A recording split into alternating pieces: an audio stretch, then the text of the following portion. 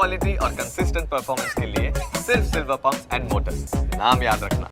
તમે જ્યારે તમારી શોર્ટ પોઝિશનને હિચ કરવા માંગતા હોવ ત્યારે તમે નો કોલ ઓપ્શન બાય કરીને ચાલતા હોવ છો, અને જે પ્રમાણે ચાર્ટ સજેસ્ટ કરી રહ્યા છે બાઉન્સ બેકનું એક્સપેક્ટેશન ડેફિનેટલી રાખી શકીએ છીએ.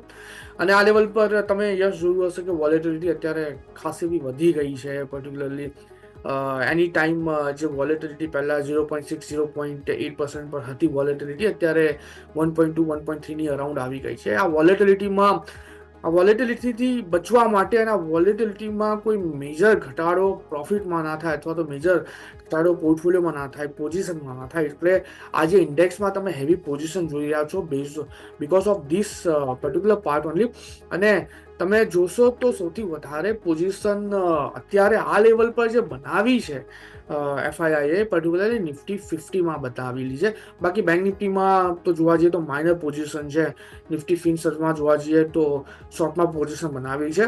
જે પ્રમાણેની વોલેટિલિટી અત્યારે જોવા મળેલી છે બીકોઝ ઓફ ધીસ આટલી મોટી પોઝિશન બનાવી છે. અને એક વસ્તુ એવી પણ થઈ શકે છે કે આ ઓવરઓલ આંકડા અત્યારે આ લેવલ પર જે આપણને જોવા મળી રહ્યા છે કોન્ટ્રાક્ટ વેલ્યુ વાઇઝ જોવા મળી રહ્યા છે. અને બટ ઓબ્વિયસલી અત્યારે તમે જુઓ કે 25.75 થઈ ગયું છે, તો એની પણ ઇમ્પેક્ટ ક્યાંક ને ક્યાંક આપણને અહીંયા જોવા મળશે. નો ડાઉટ મંથલી ચાર્ટ જે છે, મંથલી એક્સપાયરી જે છે, એની લોટ સાઇઝ આપણને ફેબ એક્સપાયરીમાં જોવા મળશે. અત્યારે તો 25 છે, બટ ઓપ્શનના લોટ સાઇઝ ચેન્જ થઈ ગયા છે. તો આ જ અત્યારે તમને જે ઇમ્પેક્ટ જોવા મળી રહી છે, બે રીતે જોવા મળી રહી છે, કોન્ટ્રાક્ટ વેલ્યુના હિસાબે પ્લસ વોલેટિલિટીના હિસાબે.